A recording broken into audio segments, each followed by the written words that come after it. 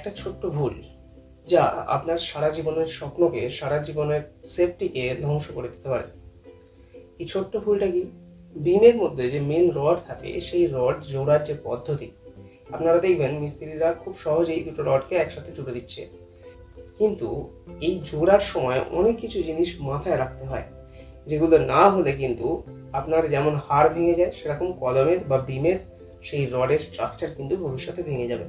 আর সেটা ভাঙা মানে আপনার পুরো বিল্ডিংটা বা পুরো স্ট্রাকচারটা কিন্তু নষ্ট হয়ে যেতে পারে।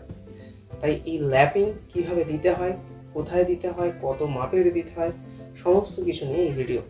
সাথে থাকুন, দেখতে থাকুন।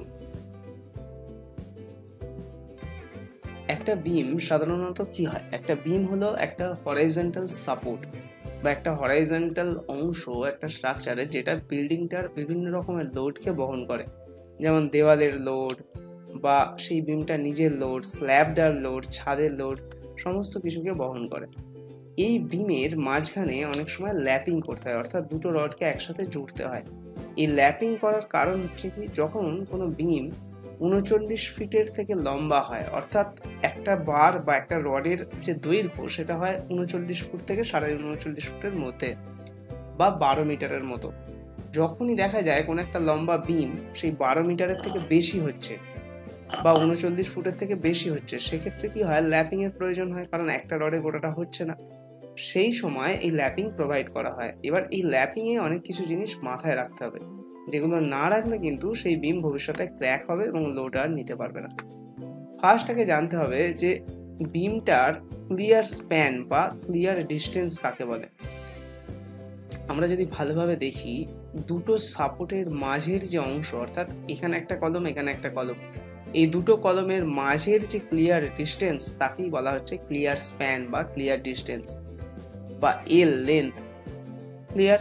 এবার প্রথমে দেখতে হবে যে একটা বিমের মধ্যে কতগুলো রড আছে। সাধারণত কি হয়, 4টে রড থাকে, ওপরে দুটো, নিচে দুটো। তাহলে এই 4টে রডের ক্ষেত্রে নিচের রডের ল্যাপিং জোন আলাদা হয়, ওপরের রডের ল্যাপিং জোন আলাদা। প্রথমে আমরা দেখব নিচের রডের ল্যাপিং জোন। সাধারণত কি হয়, একটা বিমের মাঝ বরাবর যদি একটা লাইন টানা যায়, সেটাকে বলা হয় নিউট্রাল অ্যাক্সিস। সেই নিউট্রাল অ্যাক্সিসের ওপরের অংশকে বলা হয় কম্প্রেসিভ জোন, অর্থাৎ যেখানে চাপ পড়ে, কম্প্রেস হয়।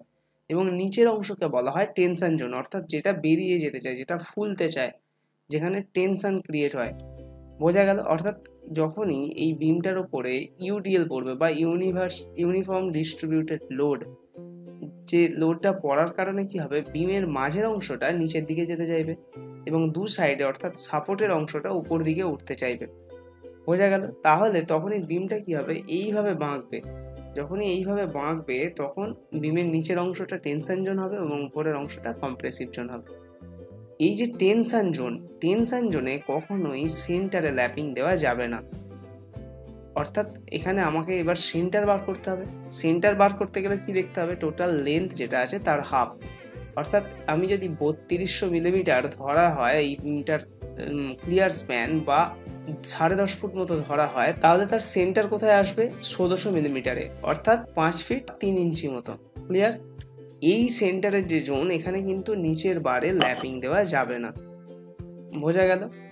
এবার তাহলে ল্যাপিং সাইডে কোথায় দেওয়া হবে সেটার একটা পজিশন দরকার। সেই পজিশন হচ্ছে দুদিকের যে সাপোর্ট, সেই সাপোর্টের যে এফেক্টিভ ডেপথ মানে হচ্ছে টোটাল বিমটার যে উইথ, যেটাকে ওপর থেকে নিচু পর্যন্ত কভার উইথ থাকে বা গভীরতা থাকে, সেইটা এখানে গভীরতা কত, 300 মিলিমিটার।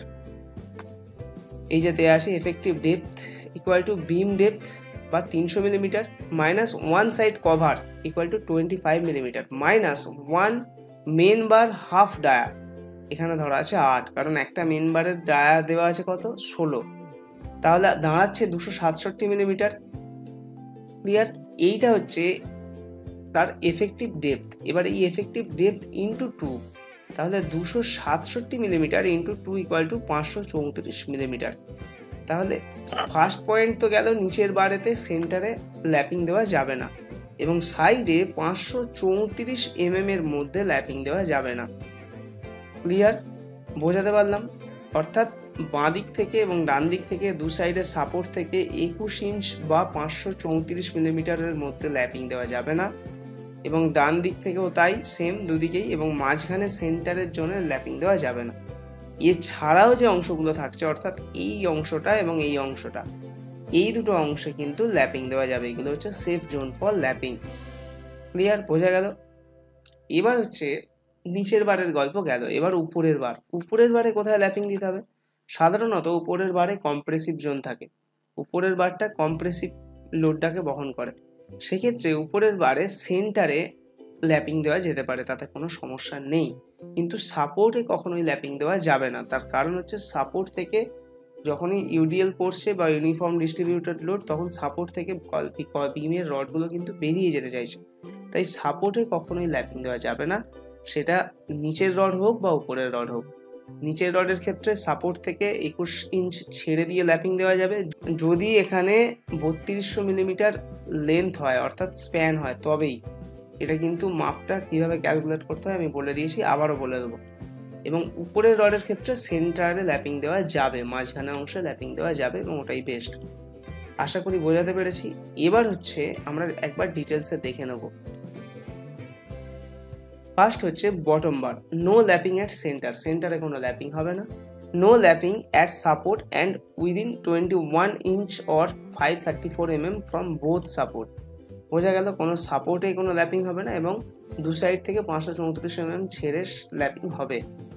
টপ বারের ক্ষেত্রে কি নো ল্যাপিং অ্যাট সাপোর্ট, সাপোর্টে কোনো ল্যাপিং হবে না। Avoid lapping at L/4 length from both support, both support থেকে অর্থাৎ দুদিকের সাপোর্ট থেকে L/4, L/4 মানে টোটাল লেন্থকে 4 দিয়ে ভাগ করলে যেটা হয় সেটা কত, L/4 ইকুয়াল টু, এখানে 3200 mm স্প্যান আছে তাহলে ডিভাইডেড 4 ইকুয়াল টু 800 mm অথবা 31.5 ইঞ্চ। অর্থাৎ এখান থেকে 31.5 ইঞ্চের মধ্যে ল্যাপিং না দেওয়াটাই ভালো।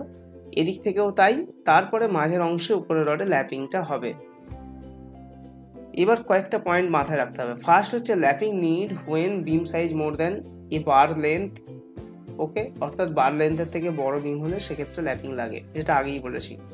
ল্যাপ length as per IS code 50D থেকে 60D। যদি 16 ডায়া বার হয় সেক্ষেত্রে ল্যাপ লেন্থ দাঁড়াবে 800 মিলিমিটার বা 31.5 ইঞ্চ। যদি 12 ডায়ার বার হয় তাহলে ল্যাপ লেন্থ দাঁড়াবে 600 মিলিমিটার বা 24 ইঞ্চ বা 2 ফুট। ক্লিয়ার? কম্প্রেসিভ জোন সবসময় টপ অফ বিম এবং টেনশন জোন থাকে বটম অফ বিম। যদি ক্লিয়ার স্প্যান 12 ফিট হয় তাহলে L/4 হবে 3 ফিট।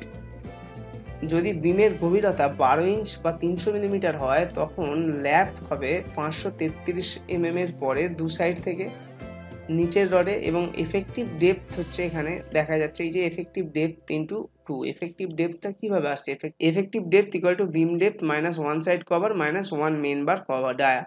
তাহলে 300 minus 25 minus 8 equal to 267 mm into 2 equal to 534 mm।